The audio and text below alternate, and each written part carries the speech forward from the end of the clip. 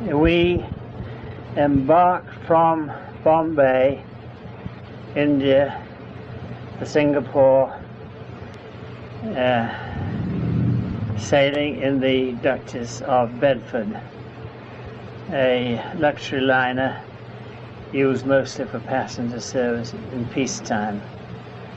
I was the surgical specialist of a 1,000-bedded Indian General Hospital, and I was allotted the bridal suite together with the medical specialist.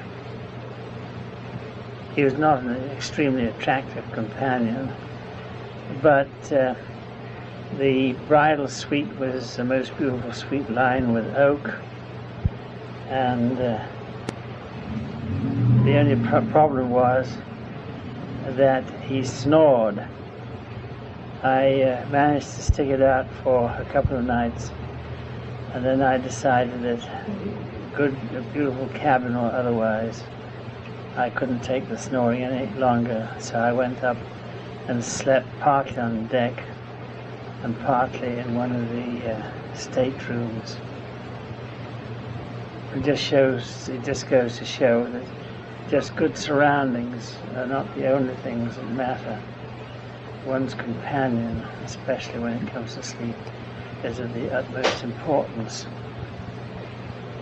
We arrived at Singapore in daylight. It must have been about 10 o'clock in the morning, and we had hardly anchored or tied up when an air raid alarm went off, and we could see about 27 silvery Japanese aircraft approaching at a very high altitude. They released their bombs all at once. It was said that one airplane had special German sightings, and that he gave the order for the rest of the planes to release their bombs, which they did. There was a violent rattling and heavy noise as the bombs reached the harbor and exploded, and the whole explosion merely lasted less than a minute. So rapid did the bombs follow each other. But it covered the whole of the harbor, and one bomb was dropped into the sea about 1 yard from the side of the ship where I was standing, and failed to explode. If that bomb had landed on the vessel, of course, many lives would have been lost. As it was, several of our men on the dockside were killed. The Singapore harbor went up in smoke soon after the attack, due to the fact that the warehouses were filled with rubber. After this rather unfortunate introduction to Singapore, and after we had time to recover from the shock of the raid, we started unloading our ship into lorries and taking our equipment to Robinson's, situated in the center of Singapore. This is only a temporary location that we did not open as a hospital. We were then very shortly afterwards transferred to the mental hospital on the north portion of the island and adjacent to the causeway. Again, we did not open here due to the fact that we were soon under shell fire and the place was untenable. I did, however, speak to one of the inmates in the mental hospital, and he said, "There's something funny going on around here," obviously not realizing that we were engaged in war with the Japanese and under shell fire. In the evening, in one late evening, I walked towards the edge of the island overlooking the mainland, and I could see the Japanese massing on the mainland, ready to break through and attack the island of Singapore. It was interesting to note that Singapore was separated from the mainland by a causeway. It also was protected on the north side by a mango swamp, which the British did not think the Japanese would be able to penetrate. And furthermore, the guns which were on the coastline facing south were not able to point north, because it was felt by the High Command that the Japanese could not attack from the north due to the fact there was a causeway and there was this mango swamp. The Japanese authorities apparently, some months prior to the declaration of war, had viewed these guns and presumably also the mango swamps, and felt quite sure they could attack from the north, which they did. It really shows how stupid people can be in places of high command and make such a dreadful mistake as was made on this occasion. After being several days at the mental hospital, I and the medical specialists were sent ahead to Tanglin Park to establish a site for our hospital. We arrived there late in the afternoon, and we did not find the place too suitable for a hospital, as the area was surrounded by Japanese, and during the rest of the evening and most of the night we heard the Japanese tanks surrounding the area and firing, and we were waiting at any moment to be overrun by the Japanese. However, the following day, the remainder of our hospital arrived together with equipment, and we established a camp next door to an already established camp in the Tanglin Park. But whilst we were furnishing the hospital and making it ready for casualties, we were under heavy shell fire. The officer commanding, who was an Indian, he called me up and said that the place was untenable, and he requested me to go and let the High Command know that it was useless to try and establish a hospital in this area. Whilst talking to the officer, the officer commanding, another British officer in our unit rushed up and said, "For God's sake, let me go. I cannot stand this any longer." And so I said, "Fine, if that's agreeable, you can go." And so he went, but he never came back again.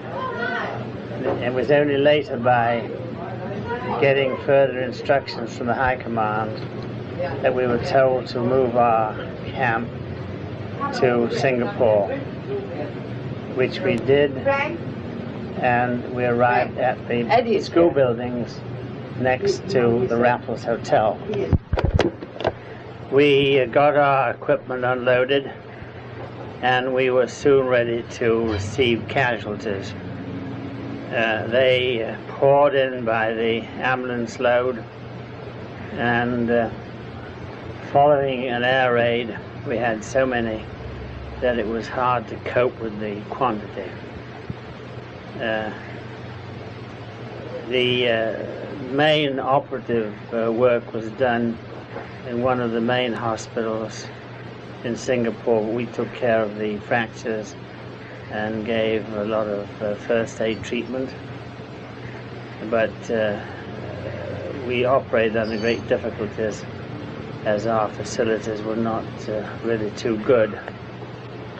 After a few days of this, we were told that we had capitulated, and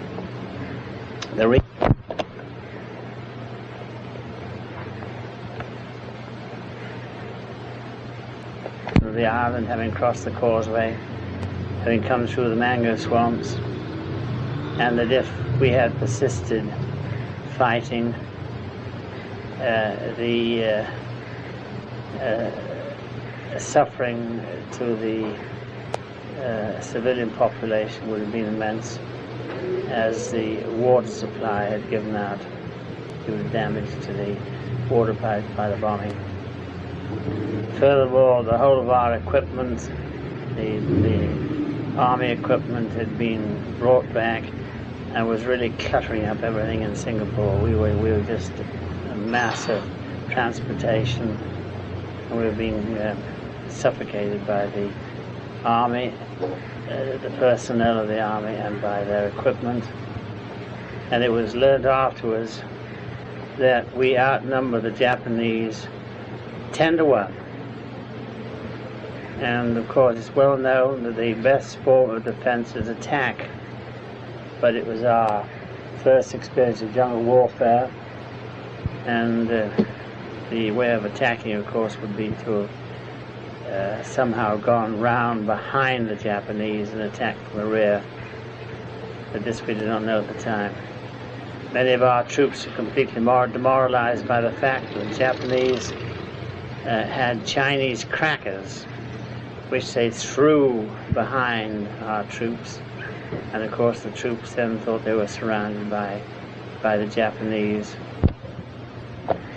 Just prior to capitulation, we had a gun situated on the road just opposite the hospital and firing over the hospital. This was an extremely unpleasant experience, as the noise was terrific, and the whole building shook every time the shells were fired. After the capitulation, one of the lorries containing ammunition blew up, and the officer commanding the hospital asked for volunteers to go and see if anything could be done. And I was not in a position to volunteer because I was a surgeon, but some of our people went out to investigate and to give help, with the result that several were killed as further shells blew up. After a day or so, awaiting orders, we were told to line up and go to Changi. This is on the north side of the island, and we were told we could only take the equipment and personal effects that we could carry. it was a long march to Changi, and I and one or two other medical officers went in advance to await the arrival of equipment and goods in the presumed hospital site, or the receiving site. This was fairly comfortable, and after several days, the medical officer commanding the station came in and said that all of the personnel were ordered out to sleep in the open, and that the building was only for the received goods, which of course was a ridiculous order because it was pouring with rain outside, the monsoon weather, and if we had done that, we'd have certainly died from pneumonia or some other sickness. Just shows how irrational certain people are. The main hospital site was established at Changi, but I elected to go to a medical inspection room with the gunners towards the periphery of the camp. When I'd been there for some time, I received an order as followed: Major Allinson to report at the main hospital. And I went to the local commanding officer and I said, "My name is not Allinson, my name is Allinson." He said, "Well, that's very simple." And he said, "For Allison, substitute Allinson." So I went to the main hospital and I found an officer who was obviously a little bit busy. And I said, "Have you any information about Allison or Allinson?" And he said, "I know nothing about Allison or Allinson." I said, "That's all I wish to know, because I had certain orders, and as you have no information, that is good enough for me." And I returned to my previous post. However, when I'd been with the gunners for some time, the food was extremely bad. We lived on pretty well nothing but rice in various forms, and we had a certain amount of tea and a certain amount of water, and the gunners had a certain amount of special comforts which they'd saved from their own supplies, but I was not in that group, as I was the medical officer and not one of the combatant officers. I did, however, have a box of comforts in my MI room consisting of vitamins and so on. And I handed these out to the troops as required, because they were suffering from very, very legs swollen and foot drop and what have you. But I did not take any myself. After a week or so, the order came down that all the issue of medical comforts from MI rooms will discontinue. I locked up the box and discontinued handing out medical comforts. I, however, was getting in very bad shape due to lack of food and not getting the extra rations that the remainder of the mess were getting, as I was not in that group who had the fortune of saving these additional foods.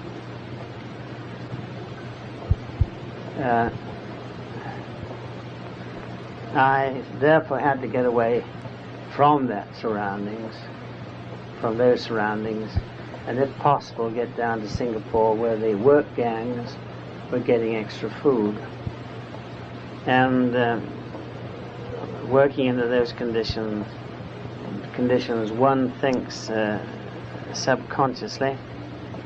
And so one morning when the officer, the medical officer commanding that unit, was rather busy. I went up to him. I said, "Can I use the medical comforts for my troops?" And he said, "You could have done if you hadn't used. You could do if you hadn't used them all up," implying that I had used them injudiciously, or perhaps stolen for my own personal use. I said, "Thank you very much, sir, but I haven't used them all up. I have still got a box full of them, and I don't wish to serve one day further under your command." That was purely a frame-up on my part, of course. Sure enough, 3 days later, he called me to his office and he said that I had been transferred to Singapore to a work gang, which of course what I wanted. And I went down to Singapore. We were housed in attic-covered huts. There were double-deckers, makeshift beds on the ground floor, and then makeshift beds on the second tier of bamboo construction. I elected to be on the upper tier, and I was in charge of the medical inspection room, and we had a lot of sickness there, a lot of beriberi, and one disease we had was what was known as Singapore balls. It was nothing to do with the testicles, but the scrotum was red, bright red, and very, very sore due to vitamin deficiency. But the only way you could possibly walk was to use a loincloth between your legs so as to support the scrotum and keep it from rubbing against your legs. This scrotal condition persisted for several months, in fact, until one was transported away from that area.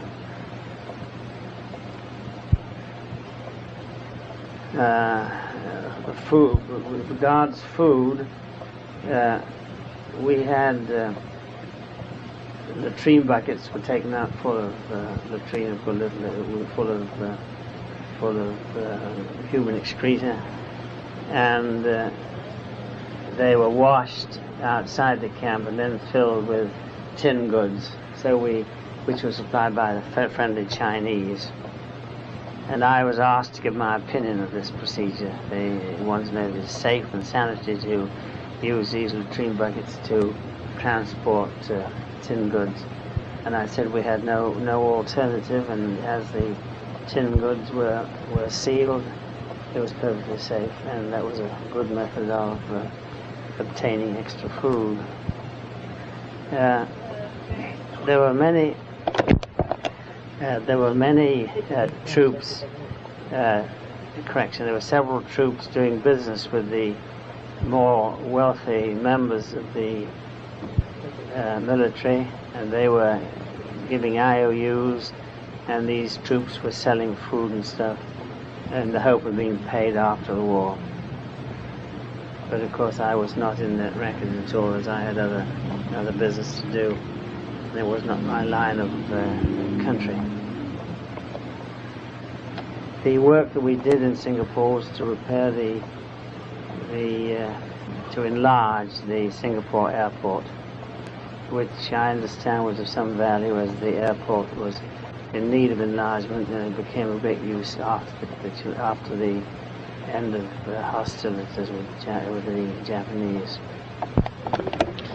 On several occasions, I went out with the work parties through the streets of Singapore, and it was a great joy to see these little Chinese shops and smell the joss sticks and so on.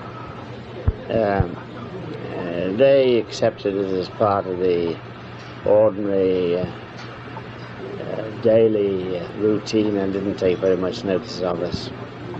But it was a great pleasure to get out of camp and to go to the work areas of activity, such as the airport and elsewhere. That's one thing I want to mention. On several occasions, I should say on one occasion, I remember seeing 3 poles stuck in the ground with 3 amputated Chinese heads stuck on the top of the pole, and we understood that they had been beheaded because they had stolen, and this was set up as an example to other people to prevent any further looting. Another point I wish to mention: when we were at Tanglin, the quarters we occupied had been previously occupied by combatant troops, and they had been ordered out to the front, and I remember the tremendous smoke that was going up in the area due to the fact that one of the big oil refineries had been set ablaze. Within 24 hours, these same troops came back with their faces all blackened due to the smoke, and an officer whose quarter I was occupying came back in the dead of night and switched on the light. I said, "For God's sake, turn off that light." He said, if you don't shut up, I'll shoot you." This just shows the tremendous tension that people were working under, and it was hard to know who your friends were. There's one other point I wish to make. When I was at the gunners' mess, there was one officer who was in the supply department, and he was obviously, by the look of him, he was getting food that we were not getting, And one night he was sleeping. One night, when he went to the lavatory, he forgot to pull the plug, and there was great evidence of excessive food by the amount of stool that he passed. I told him in the morning, I said, "You may be stealing food. There's no reason why you should advertise the fact. It wouldn't hurt you to pull the plug in the future." Over. There was one small incident that happened in the Singapore camp. One of the medical officers had gone to his medical inspection room in the early morning and found no troops or patients waiting him. This had been due to some slip-up in the giving of orders by the military personnel. When I came back from my inspection room, he was sitting in sitting on a bench, all dressed up with one of the Australian digger hats on, and he started abusing me because he blamed me for having gone to his medical inspection room and having found no patients there. So I merely got the brim of his hat and gave it a tug over his eyes. This made him extremely furious, and he bounced up and walked up and down the hut and asked if anybody had seen what I had done. And nobody had seen. Everybody disliked the fellow so much and liked me so much that they had seen nothing happen. This was reported to the higher authorities, and a court-martial was arranged, headed by mixed personnel of medical and combatant officers. I denied having done anything of the sort, and the result was that he was very nearly court-martialed himself for having fabricated such a lie to try and frame me, and the whole thing was passed over. This may or may not be suitable for publication. Many of the prisoners, including myself, were now transported by sea to an unknown destination. We were lined up on the dockside, and we were herded into the a ship which was all darkened due to the fact that many of the hatchways were closed, went down the stairs and were pushed into our various compartments by Japanese who were using bamboo poles to control us. It was extremely unpleasant, and if one had any feeling of claustrophobia, it would have been very unfortunate, but I did not. But we eventually set sail, and though the conditions were bad, the food was poor, after several days we reached our destination, which we learnt to be Formosa. We were unloaded at Formosa and transported by lorries to an unknown destination somewhere in the interior. This camp was on the borders of a flowing river and consisted of huts which were basically bamboo, but they had a mud finish on the surface which gave them quite a good texture. And we lay on bamboo shelves with no padding whatsoever except our blanket. One had to lie extremely flat on one's back, otherwise the pain of pressure from the bamboo would have been too great.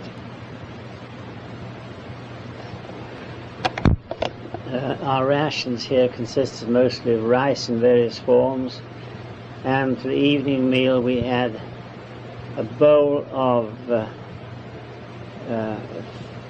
fish soup, which consists of a watery substance together with, if you're lucky, about 2 fish the size of sardines, small sardines. People would watch as the person dishing out the soup ladled it out, because sometimes the ladle contained 2 fish and sometimes it contained 3 fish. And of course some of the big fellows couldn't exist on the 2 fish, and they would hungrily push their plates forward to try and catch the ladle to contain the 3 fish.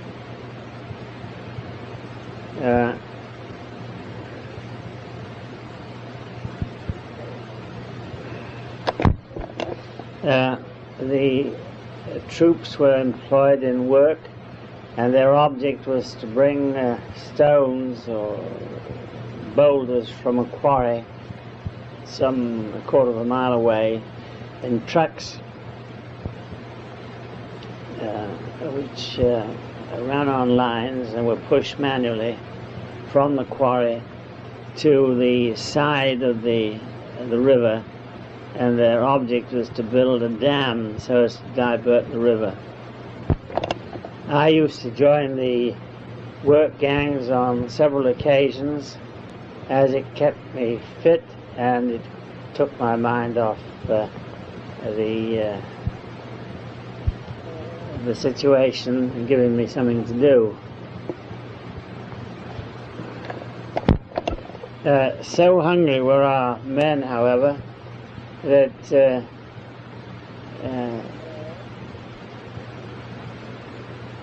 they would risk their lives or risk being beaten up almost to death when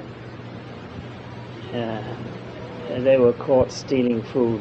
They did this by sneaking away from the work gang and going to a neighboring field and getting a sweet potato.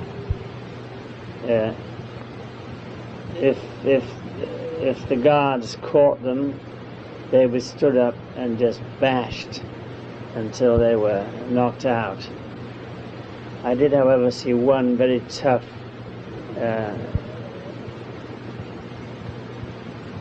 British troop stand up to the Japanese punches and the Japanese was unable to knock him out, as this man was a professional fighter, and he rode the Japanese punches. The monsoons eventually came, and the river was in flood, and the result was that all our work was of no avail, because the stone wall which we had erected to divert the river was washed away within a very short time, within a matter of 12 hours or so. During my stay in this camp, I had several unpleasant experiences. One was when I was told to examine the troops who were sick in the sick bay. There were about 40 of them. I reported to the Japanese that they were all unfit for work. The Japanese officer then ordered the medical orderly to start one end of the line and me to start the other line, at the other end, and we met in the middle. He said all the men that he had examined were fit, and I said all the men that I've examined are again unfit. I was therefore taken out. I was then taken out before the troops and bashed until I fell to the ground, because I was accused of defying the Japanese authorities. Another time we had a Red Cross representative coming round the camp, and I wished to interview him and let him know what the conditions were, because we had no treatment for our patients who were dying from malaria. In fact, the treatment I gave them was I was giving them some massage to the neck and limbs to allay some of the dreadful pain they were getting when they had this malaria. I was put in the officers' quarters. The UN representative walked through the MI room, and then when he'd been through the MI room and was coming to the officers' quarters, I was then put into the MI room so that I could not make my report to him. But that was a condition. We had no redress whatsoever. Another extremely unpleasant experience was that I had been to treat one of my comrades who was dying from beriberi. He was blown up with edema. He could hardly breathe due to heart trouble. And this was in the early hours of the morning, in the dusk before dawn. And on coming back, I was near the wire that separated our quarters from the guardhouse quarters. And a Korean guard yelled out at me, "Kura!" which is I never really know what it really meant, but I've always interpreted it as a form of abuse. It might mean "who goes there," but it was said in such a harsh manner that when the man came up to me from the other side of the wire, I said, "You have no right to talk to a British officer like that."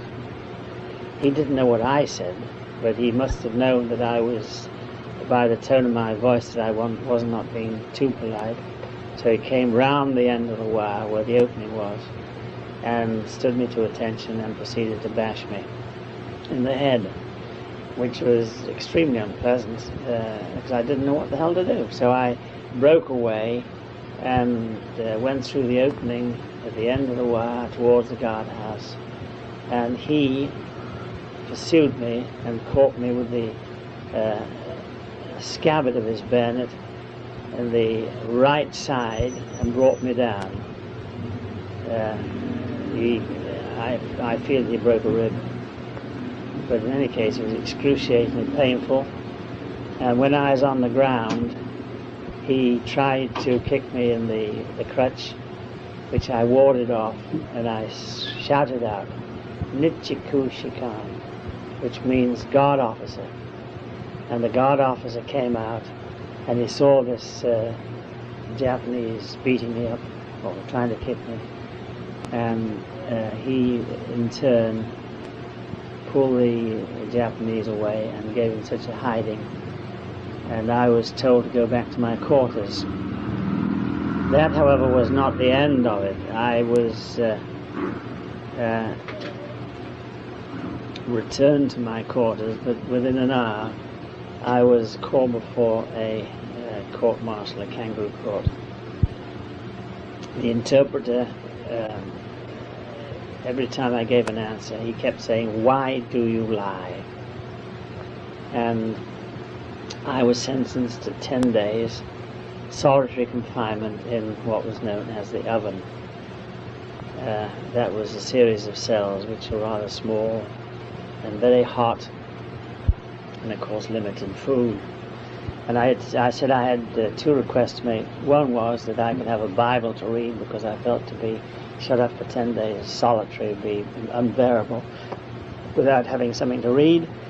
And the other was that I asked for a mosquito net to keep away the mosquitoes, which were extremely dangerous in this area, as they conveyed this dangerous form of malaria, namely blackwater fever. And also I asked for a toilet roll. They permitted me to have the mosquito net and the toilet roll, but not a Bible. I was put into this cell. It was a cell which was 2 paces, that's 2 yards, 6 foot by 9 foot, 2 yards by 3 yards, and about 9 foot high.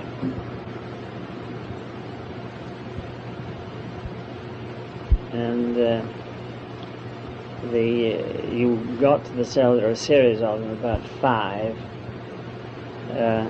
They were lined by camphor wood, which was extremely smelly and very dirty, because it had other prisoners in there prior to me. They'd never been washed. The floor was elevated from the ground, was also made of camphor wood. And in one corner there was a slit about 6 inches by 12 inches, which was used for human excreta. And there was a dull light burning in the roof. And at one end there was a window, which, when the total length of the window was 6 inches by 3 inches, and when open it gave a ventilation of 3 inches by 1.5 inches. That was all the ventilation, and the roof, incidentally, was a tin roof, and the only other ventilation was a food hatchway which opened into the blind corridor, which measured 9 inches by 6 inches. I was locked in here with my mosquito net and toilet roll. The stench was overpowering to start with, but one got used to it, and the place was humming with mosquitoes. The question of time was important. Very fortunately, somebody had left a small twig stuck into one of these camphor wood, one of the cracks between the camphor wood boards, which was possible to move up or down each day, so as to gauge when the 10 days would be up. Otherwise, one would completely got lost with regard to time, as, believe it or not, 10 days can seem as long as 6 months under ordinary conditions. I was told to stand at attention during the daytime and only to lie down at night, which again was impossible, because I was so weak and so tired, and that I had to lie down. But I could lie down and almost go to sleep, and at the same time listen. And if I heard the slightest movements along the corridor, I would roll over very carefully and get up, because the pain caused by the fractured rib was excruciating. So when the guard came round, I was standing to attention. But my time in prison was made doubly worse by the fact that I had this fractured rib. The other thing that kept me occupied was to play and imagine a ukulele, which I was learning in the camp. I could play tunes on it. I knew exactly where the strings were and the fingering and so on. And I could play for perhaps several hours on end, play the ukulele and play the tunes, and it was very, very helpful to get through the day. The other thing I did was to lie on my back and look at the ceiling, and the ceiling had grains of the wood and the dirt patches. I could imagine the most wonderful seascapes and land views, which is quite amazing, but under those certain conditions of torture, the mind will come to your assistance. It was so excruciatingly hot in the cell. I always said it was equal to the heat of Calcutta during the hot season, damp and very humid. And the only ventilation, as I've said, was 3 inches by 1.5 inches, and 2.5 inches when open.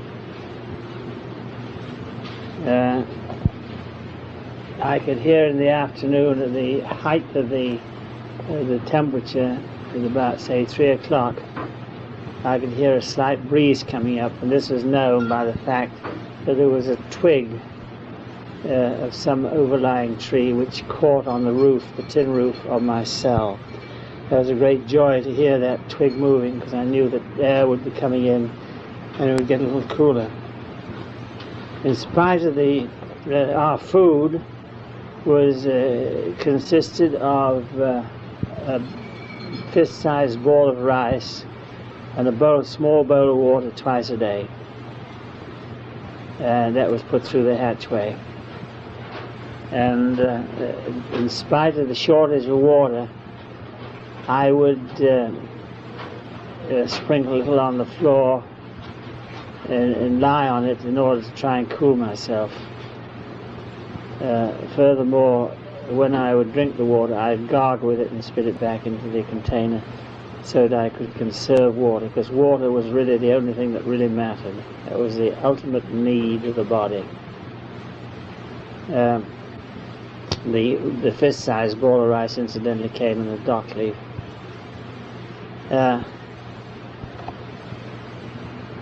It was so hot that I was unable to use my mosquito net, in spite of the fact that the cell was humming with mosquitoes, and I knew that I was in a Blackwater fever belt.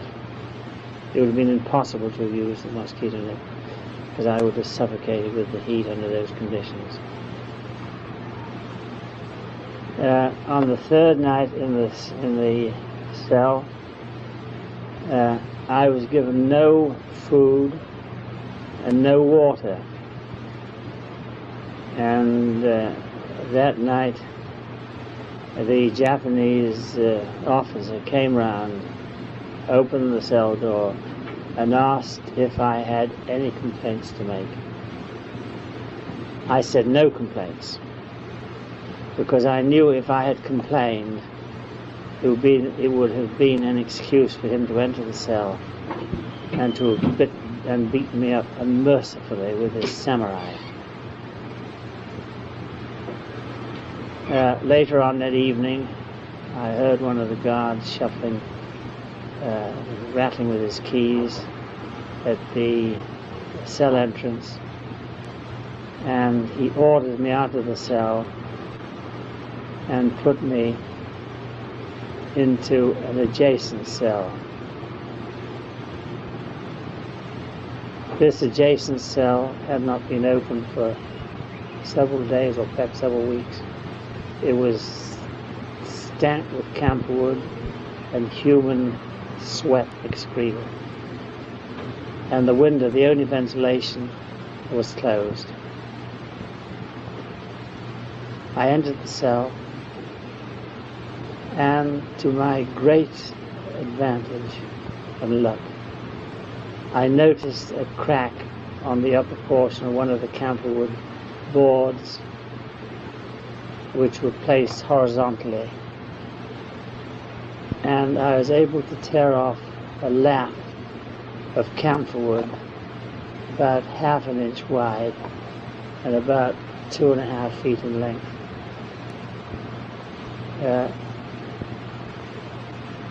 By the use of this piece of wood, I opened the window.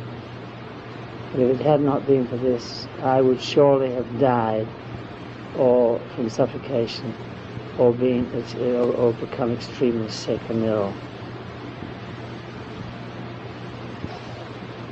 This I regard as a miracle, because I regard miracles as an extraordinary happening, a happening which is out of the usual, and it surely was out of the usual that I had the fortune to discover this crack in one of these camperwood boards. If one has ever gone into a cupboard which has been closed for a long time, one will know the sense of suffocation. But when you consider that this cell was lined with camperwood, it also housed prisoners under the dreadful conditions of sanitation, one can only guess and not fully appreciate the dreadful feeling of suffocation as one enters such a cell. I heard later that the rumor had gone around the camp that I had refused my food and drink, food and water, which of course was an absolute crass lie, but it was done as a cover-up to save face for the Japanese. After 10 days of solitary confinement, I was released, and I then experienced the most ecstatic joy that I've ever experienced in my life. Nobody who has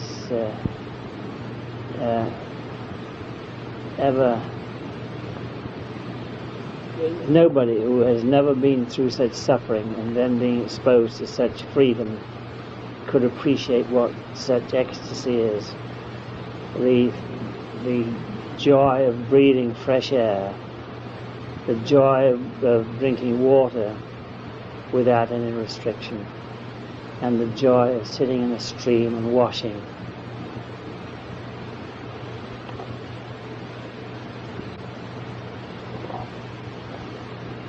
It is an experience that I valued, because I now realize that the transition from one extreme to another can bring extreme joy or extreme misery. I should mention that when I was in the prison, I was covered with pellagra sores. In order to prevent the flies and the mosquitoes settling on them and irritating them, I covered them with small pieces of toilet paper. It should also be mentioned, in spite of the fact that I had occasion to use the slit in the floor as a latrine on few occasions, at the end of my stay in the jail, there was no excreta left because the flies had eaten it all up.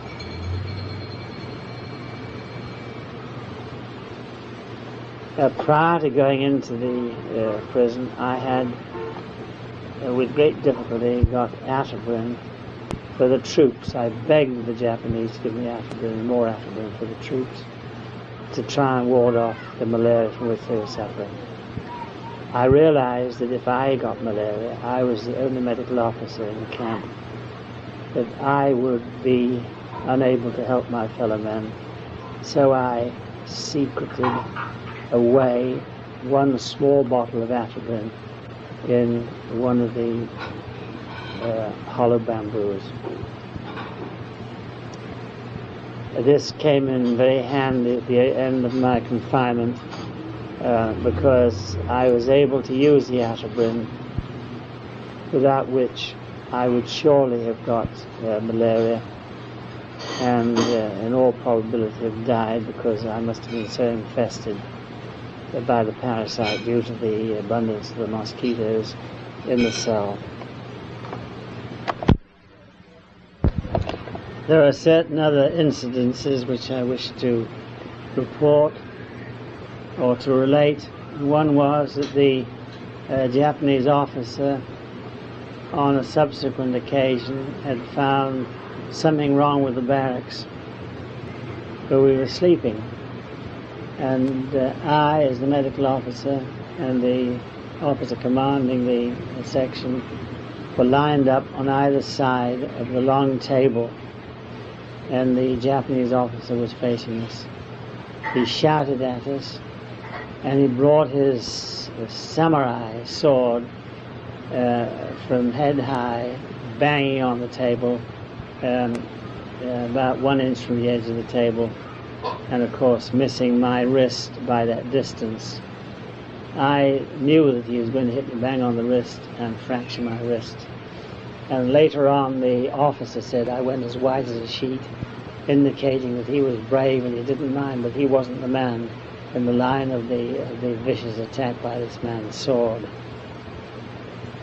That's just one incident to show what one had to put up with.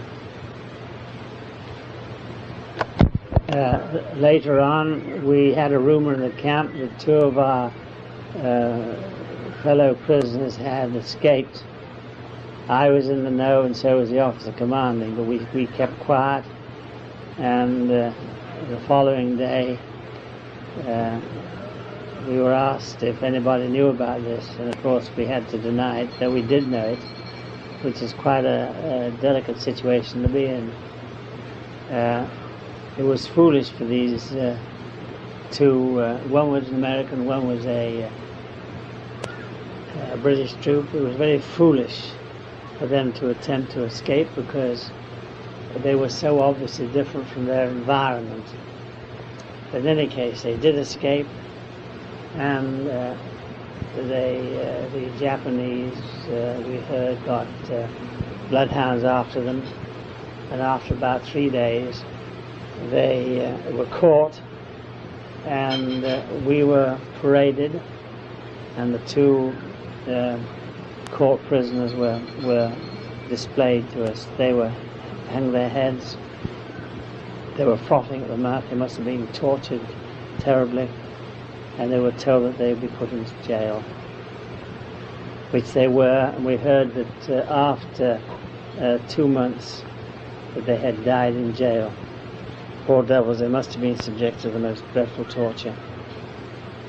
And of course the object of torturing and killing them was that if they had lived through that, they could have told the most devastating stories of the torture, and there would have been repercussions from the government, from the British government, to take action against the various people involved.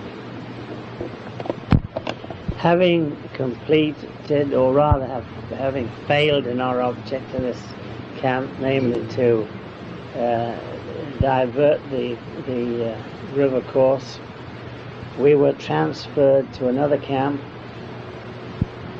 by lorry, and this was a camp which was surrounded by electric wire so as to prevent any prisoners escaping. This was purely a transit camp, and after several weeks I was transferred with some of the very sick people to a so-called rest camp several miles away, leaving many of my comrades behind. In this rest camp we had one large dormitory in which we lay on the floor on blankets,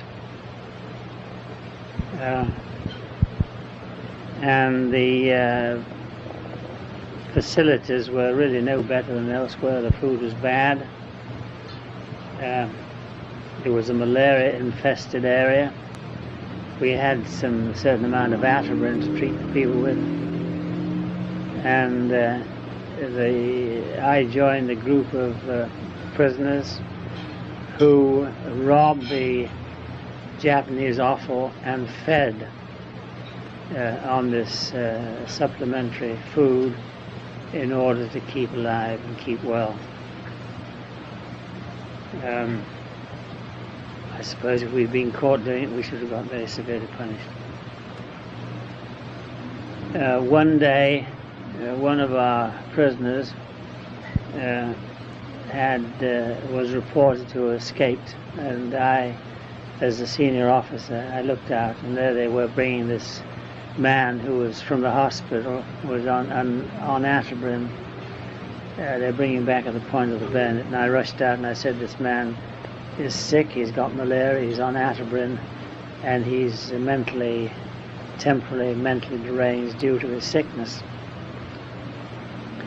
And they put him in the hospital, and I saw him there, and he was climbing up the trellis work to the side and falling down, and the Japanese were just looking at him and laughing. That evening, I heard a voice at the window which Japanese had opened, or Venetian window which the Japanese had opened, calling my name, and I went out, and he stood me up to attention and started hitting me because he felt that I had no right to protect that man, because they were going to accuse him of escaping, and I prevented him getting further action taken against him. It was in the early hours of the morning, and in the dusk I could see the guard changing at a distance of perhaps 100 or 200 yards away. And I shouted out, I said, "You have no right to treat me like this." And that was to panic him, because if the guard had caught him treating me like that, he would probably have got reprimanded. And he told me to return to my cell, and I returned to my quarters.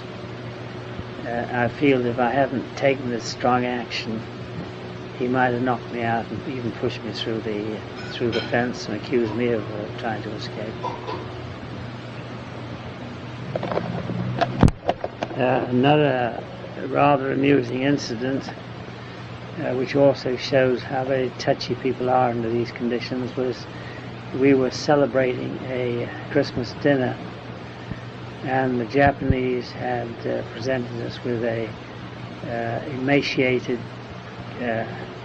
calf, probably tubercular, and I had witnessed the slaughtering of this calf by one of the prisoners. And when I presided at the dinner, I stated that I wished to congratulate the man who had slaughtered the calf for us, because he had made such an excellent job. In actual fact, he'd taken about 6 or 7 swipes of the poor animal, and the animal eventually just dropped down dead from exhaustion. I thought that would be the end of the episode, but apparently the troops took great exception to my remarks, and I had to make a public apology to the trooper concerned for having made such a statement, because I had no intention of offending him in any way. I was merely trying to indulge in a certain amount of humor.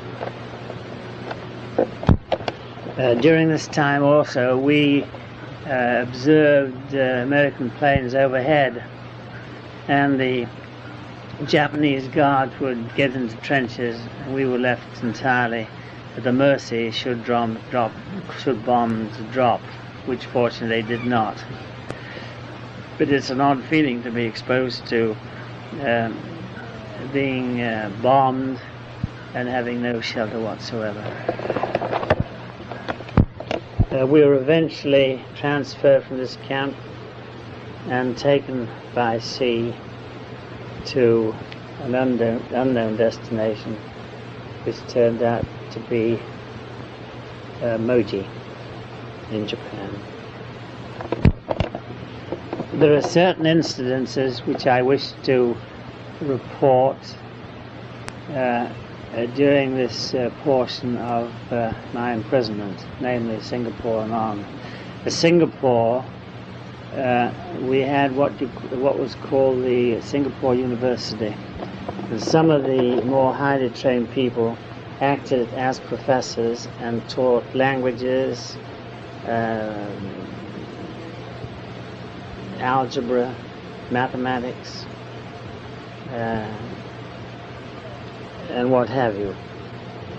And that helped a lot of people to overcome their time of imprisonment, so as to let the time go. That's one point. The other point was that during my imprisonment, I had a box of watercolors and oil paints, and I painted extensively, and it passed a great deal of time. And I remember I painted I had a painting of or a photograph. Correction, I had a magazine print of a female, and a man said to me, one of the troops said to me, he said, "I look similar to my fiancée." Well, I said, "I'll modify it according to your instructions, and I'll paint your fiancée for you. But I feel that I should have some sort of recompense for this." He said, "I'll give you my typewriter." He was so delighted with the painting that he presented me with a typewriter, and I felt that was a fair exchange. The third episode was on the Singapore harbour. One of the troops was playing games, some form of baseball, and he was somewhere or another he'd insulted one of the guards, and the guard came along and took him, beat him up, and what we call crucified him. It was the old method of crucifixion. They tied both hands above his head onto an upright post and laid him hanging there in the scorching sun and heat for at least 8 hours. He lost consciousness and was eventually cut down, and after very careful treatment with fluids and so on, electrolytes, correction with fluids and salt tablets, he was eventually revived and joined us on our sea voyage to other parts of imprisonment.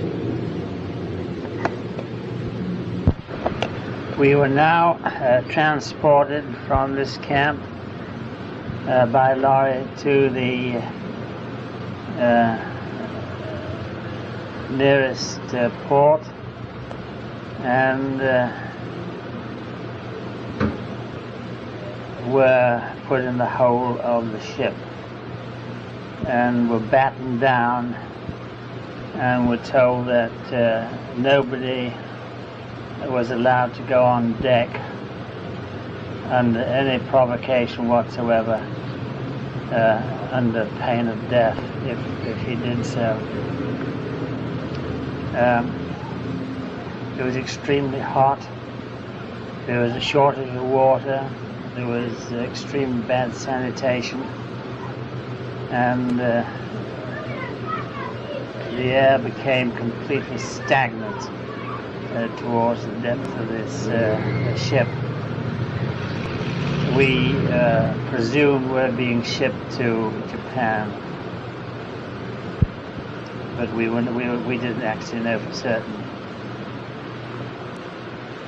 The water was very scarce, and some of the engineers were clever enough to file a hole through the Japanese freshwater pipe and so steal some of their fresh water.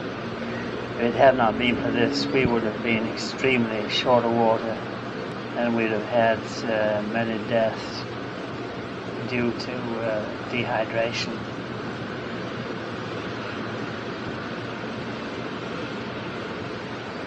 On one occasion, the heat was so intense that I and several others decided that we could take it no longer, and we went on board. We lay on the deck and were stamped upon and prodded by the Japanese with their bayonets. They did not, however, do us too much bodily harm, and after a while we were ordered downstairs again, down to the hold again.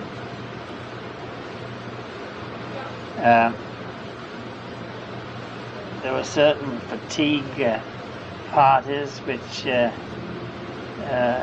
were required to go on deck and clean the deck, and I remember well lying down in the hold, and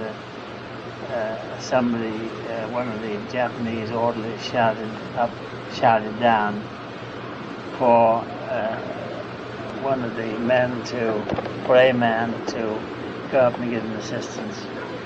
And nobody responded, and therefore I, very foolishly, after about 5 minutes of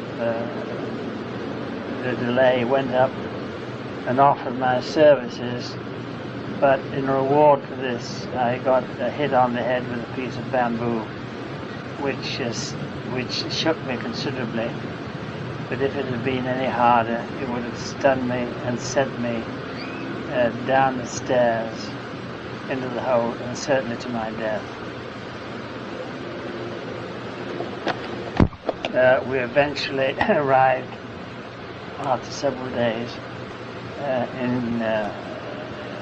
we struck land after several days, and we found that we are in Japan, one of the ports of Japan. We were unloaded onto the dockside in one of the warehouses, and it was extremely cold, and I remember very well huddling up with one of my medical orderlies in a blanket to try and keep warm. It was so bitterly cold.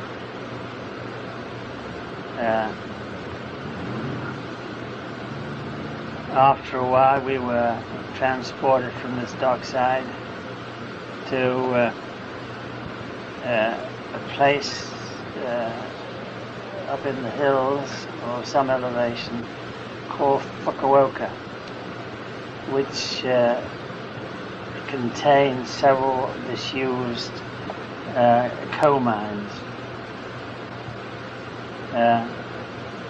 Our troops, our troops, they were put to work in these unsafe coal mines, and I received pretty well every day several casualties because they'd been overcome with the fumes, the poisonous fumes from these mines, and we had several deaths on account of that.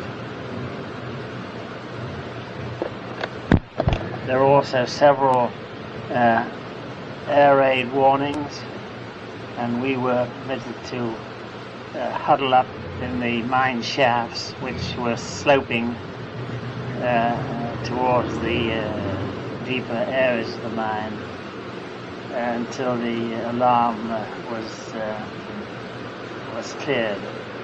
No bombs actually were dropped.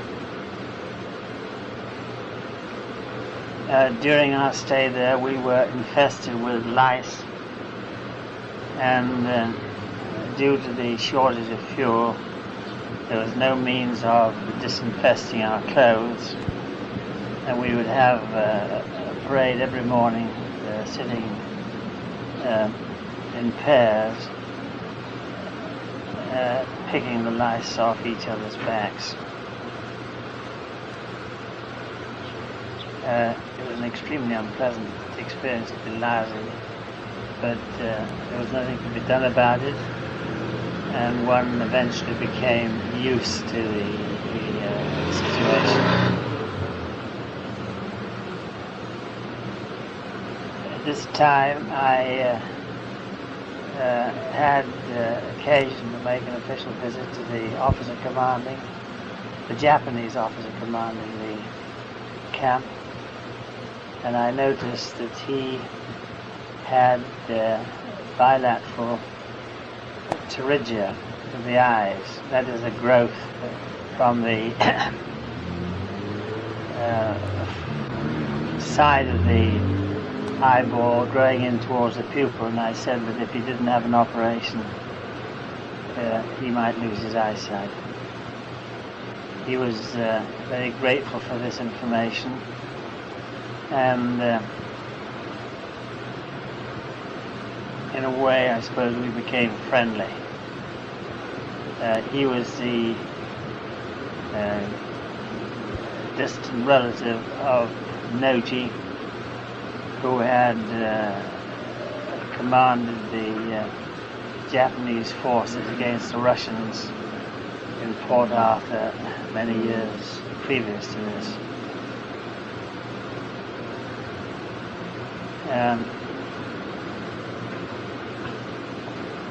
On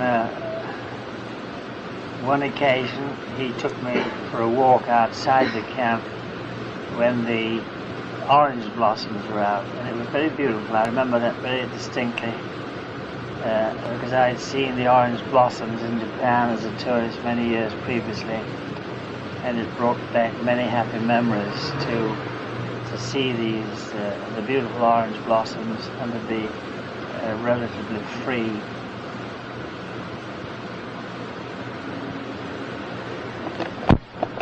On another occasion, he asked me to join me in one of their communal bands. I was his guest, and I joined him with the whole mass of Japanese guards. It was a very funny situation to be in, but I could not refuse it.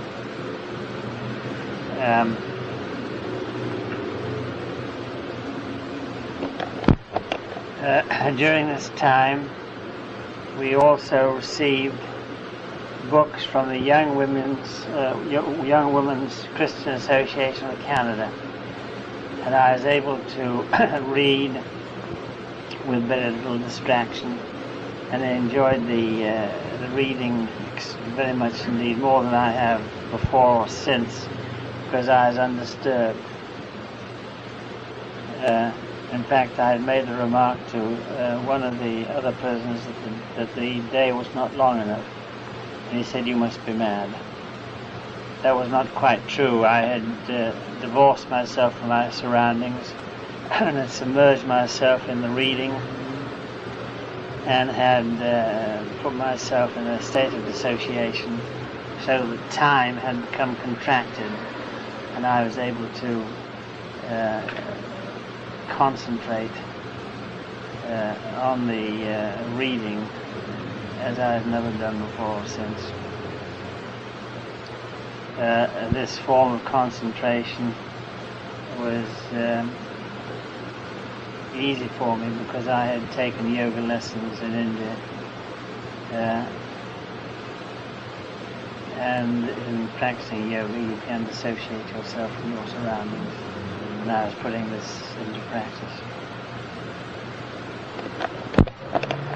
When the working parties came back, they brought back rock salt, which is very dirty, and when I remained behind in the medical inspection room, I was able to dissolve this salt in water and then recrystallize it in pure form, and this was very useful because salt was an extremely valuable article of our diet at that time.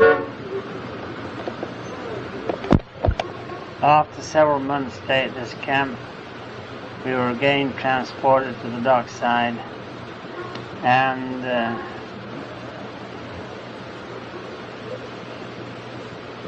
were bound for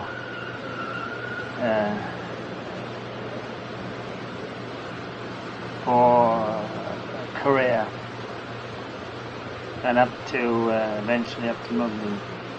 On the dock side, I remember resting on the cobble paving and having a very good sleep because I was so extremely exhausted after the transportation followed by some marching. My companions on the ship going across was a sick man on my one side and an extremely sick man on my other side, and during the crossing the extremely sick man died, so I had a corpse lying beside me, which was a little unpleasant to say the least of it. He was my companion for several hours during the crossing.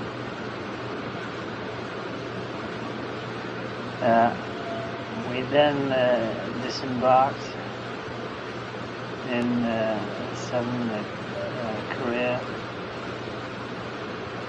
and went by train all the way up to Mugden in Manchuria. In Mugden we were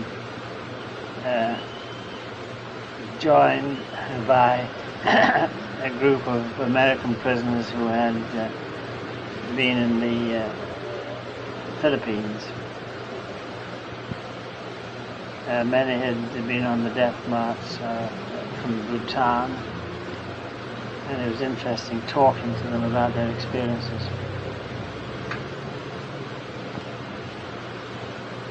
Mugden was, we were there in the summer months and it was quite chilly, and we were told that in the winter it was so cold that they were unable to bury their dead, but they were put away in one of the rooms and frozen and buried only later on when the ground was less hard. In this camp in Mugden, we were very short of food, and I grew edible vegetables next door to the officers' latrine.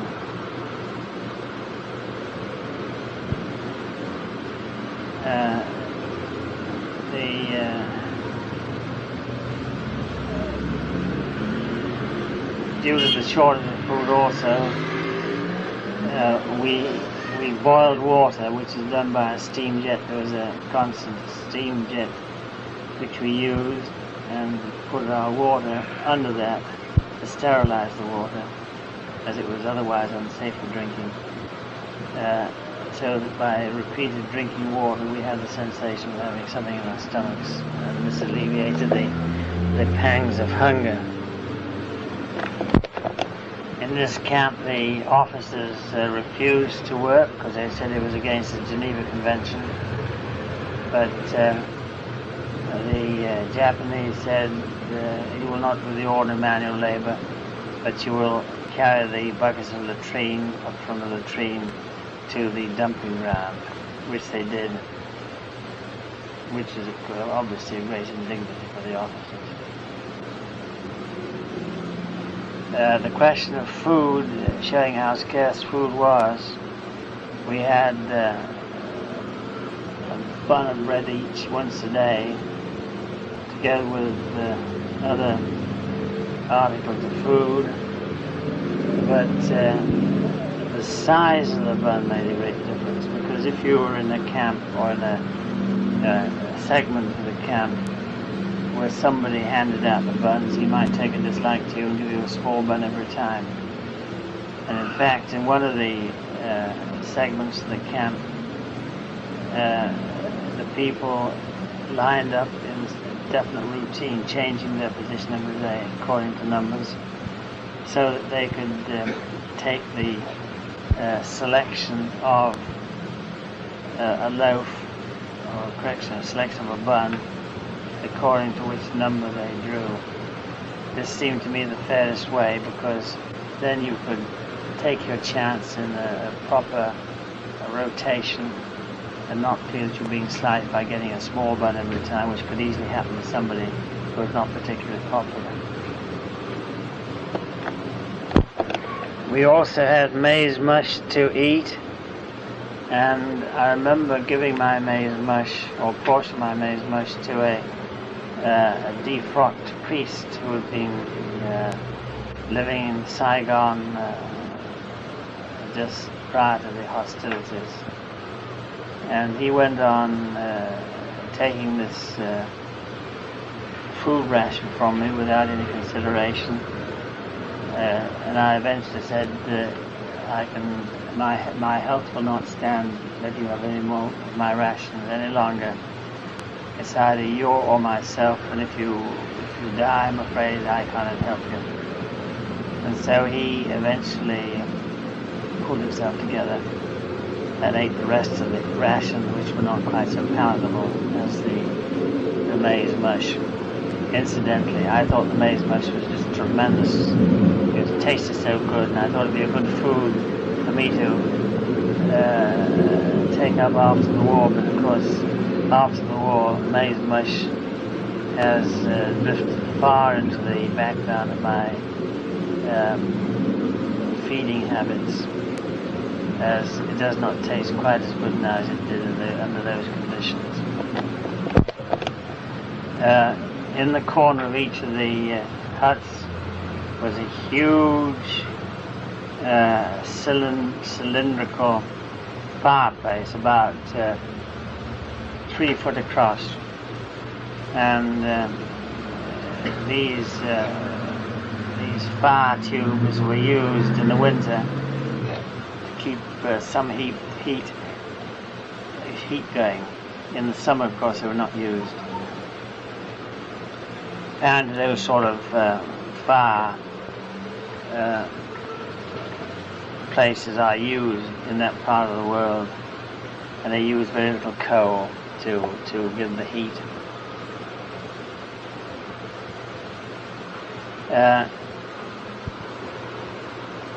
We then had news in the camp that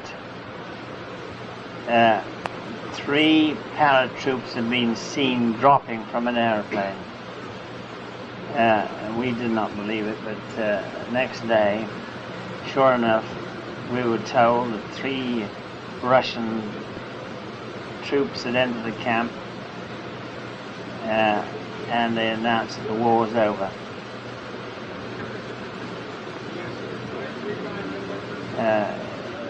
Shortly afterwards, further Russian troops appeared, and the Japanese were told to put down their arms, and they themselves became the prisoners, and we were released.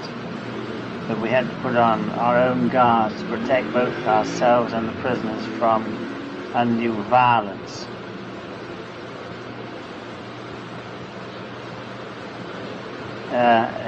Shortly after this, we had airlifts of food, and I remember well one airdrop containing food rattled through the camp and killed several of our men.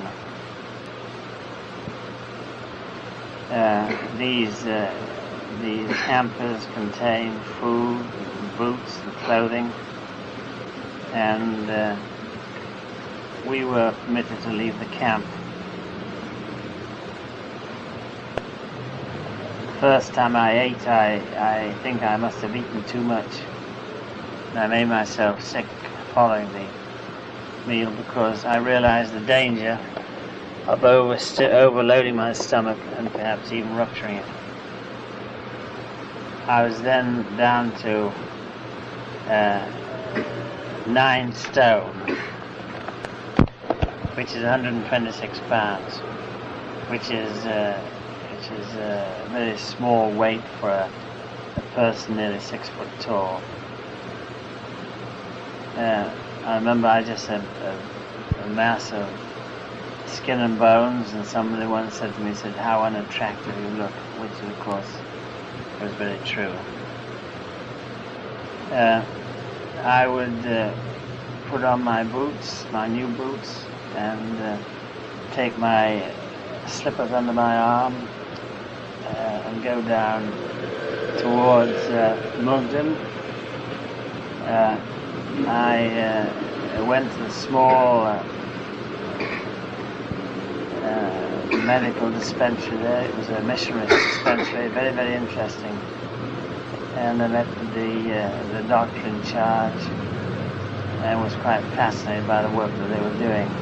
I also met another doctor in his clinic, and I exchanged my boots for some food, and this procedure was repeated on several occasions as food was still extremely desirable after this long procedure of semi-starvation.